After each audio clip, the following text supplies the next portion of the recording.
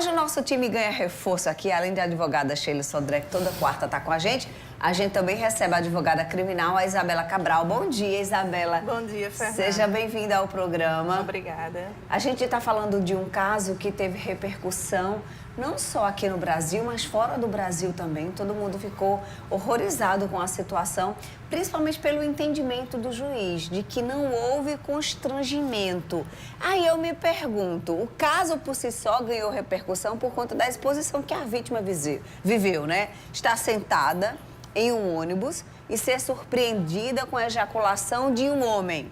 Depois disso, a decisão do Tribunal de Justiça de São Paulo, disse que entendeu que não houve constrangimento e tampouco violência ou grave ameaça, pois a vítima estava sentada em um banco de ônibus quando foi surpreendida pela ejaculação de indiciado.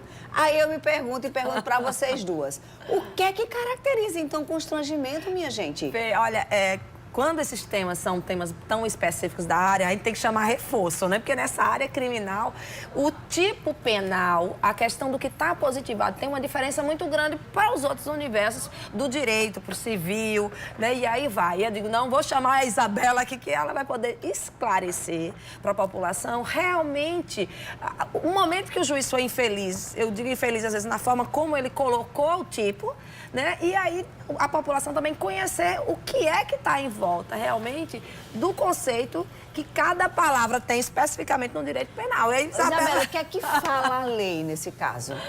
O artigo 213 do Código Penal, ele é bem claro. Constrangimento sob violência ou grave ameaça. O que eu observo é que as pessoas entram numa discussão que não tem a ver com a decisão do juiz. É se houve ou não estupro. Em 2009, o estupro e o ato libidinoso são o mesmo tipo penal. Então, houve o ato libidinoso.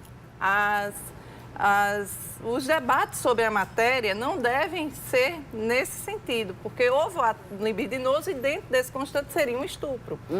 A questão fundamentada pelo juiz José Eugênio, eu quero deixar bem claro que, minha opinião, eu não consultei os autos, são diante do que eu observei na mídia. Então, o que é que acontece? Ele acredita que não houve constrangimento. O constrangimento no direito penal tem uma conotação diferente da que nós damos no dia a dia. Constranger alguém penalmente é você obrigar a pessoa.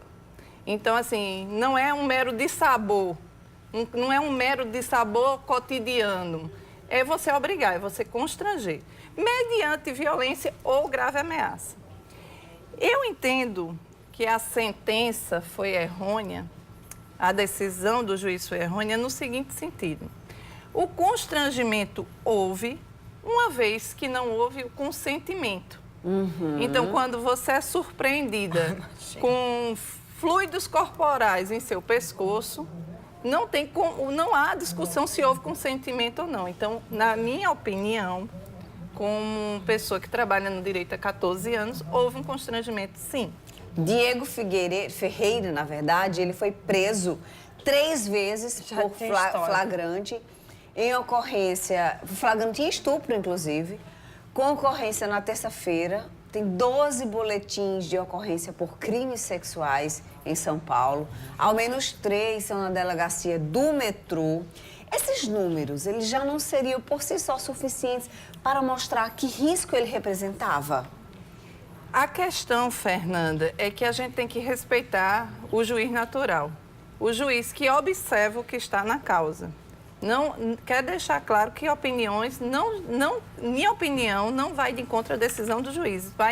É o meu entendimento, que eu acredito que ele errou, porque se você for pensar na questão social, uma lei tem que ter legalidade e legitimidade. A legitimidade é que ela tem que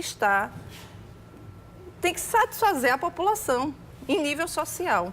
A partir do momento que você entende que o próprio motorista e o cobrador, no momento, prenderam o rapaz até que a polícia chegasse, você nota que a população não aceita essa conduta. Claro. Então, eu não estou aqui criticando a questão da legalidade, e sim que ele deu uma decisão legal, porém não legítima, porque a população por mais que entenda que existe uma legalidade. legalidade... É legal, mas é imoral. Não é? Mas nós temos até Assim. outra questão em relação a isso, que para a gente é importante também, é que é o seguinte, a forma como hoje está, ele ainda está encarcerado, né? Preventivamente, né? E o histórico, aí uma pergunta técnica mesmo, que quando chega alguém numa delegacia, né, com esse tipo de acusação, não se tem como verificar o histórico e o risco que ele corre de uma forma preventiva, ou mesmo antes de uma audiência de custódia, não tem como você verificar isso e aí por uma questão de ser preventivo já manter encarcerado? Esse é o entendimento de boa parte dos magistrados. Por quê? Entende-se que essa pessoa é nociva à sociedade. E foi por isso que o crime de estupro tornou-se hediondo. Exatamente para a pessoa não ter os privilégios legais e ter que ficar preventivamente preso. Porque é uma pessoa que praticamente estava pedindo para ser presa. Verdade, repetiu. O episódio colocou sobre os holofotes um problema cada vez mais recorrente em transporte público, né, principalmente em São Paulo. Imagina como as mulheres, né, têm um prejuízo Segundo e a sua liberdade, isso, né, mesmo olha, mitigada. Sheila, dados oficiais, na cidade de São Paulo já registrou 288 casos de abuso sexual em ônibus, de janeiro a julho deste ano, trens e também de metrô. Pelo menos um por dia, um caso por dia acontece.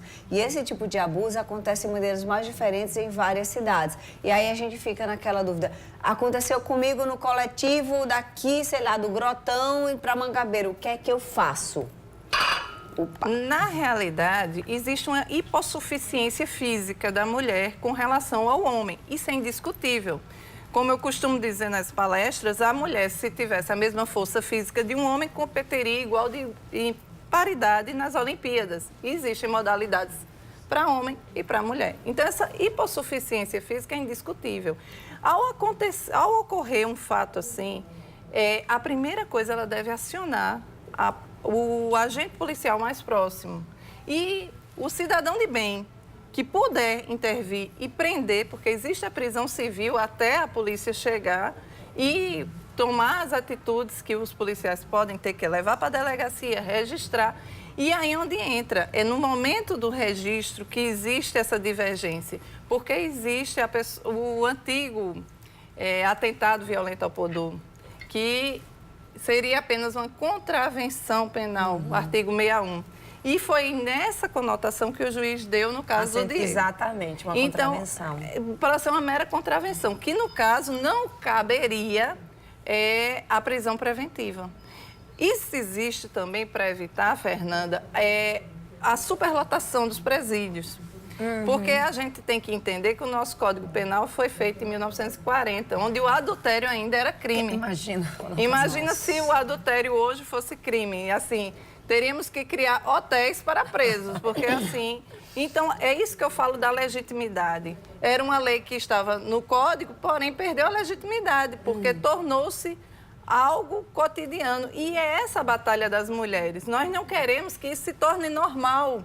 Nós não podemos achar normal. O índice de 1 por dia desse tipo de crime cometido, né? Dentro de ônibus, dentro de coletivo, de transporte público. Né? Olha o Estado aí com um papel muito mais importante, né? Já que é um serviço, né, com concessão do próprio Estado, que deveria proteger.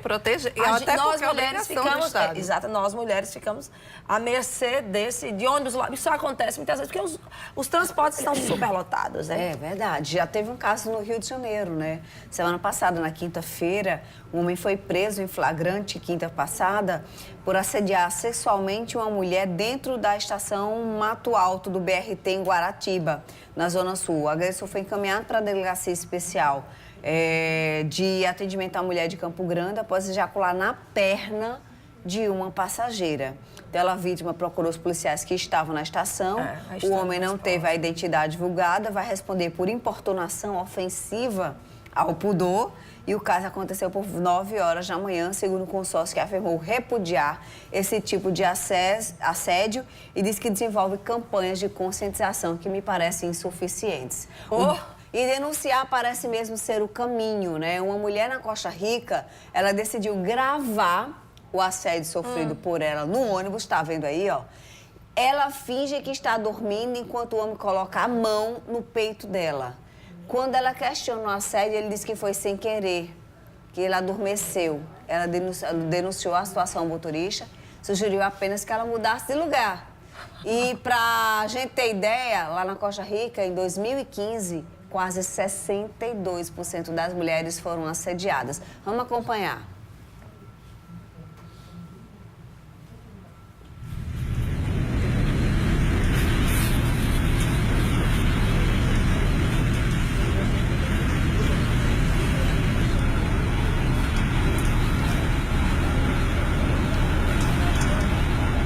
Outra coisa, como é que ele está dormindo e ele está no banco de trás e a mão se movimentando, ela está no banco da frente e ele descendo a mão, né?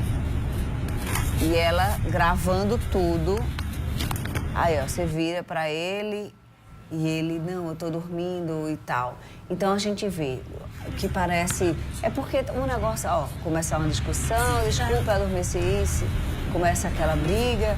61% das mulheres foram assediadas em 2015 na Costa Rica e é preciso que quem ande de coletivo, que ande de metrô, que ande de trem, que se sinta assediada nas mais diversas situações. A gente trouxe a semana passada aqui uma campanha publicitária de mulheres que trabalham em agências que se sentem assim...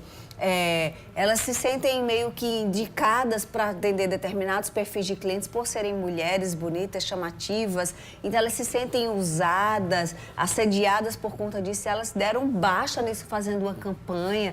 Então, muito bacana. Muito bacana. A gente trouxe isso aqui, o pessoal da Tag Zag, semana passada. Então, acho que está na hora da gente dizer, não, eu não te permito fazer isso, eu sou legal, não estou te dando mole. Exatamente. Né? Aquela história, eu não estou fazendo nada que a ideia é essa. Antes a desculpa era de que a mulher se expõe, ela colocava roupas insinuantes para provocar o homem. Eu não estou fazendo nada que não seja legal a colocar. Não existe uma conduta ou uma legislação que me proíbe, por exemplo, de ser bonita, de me maquiar, de andar bem vestida.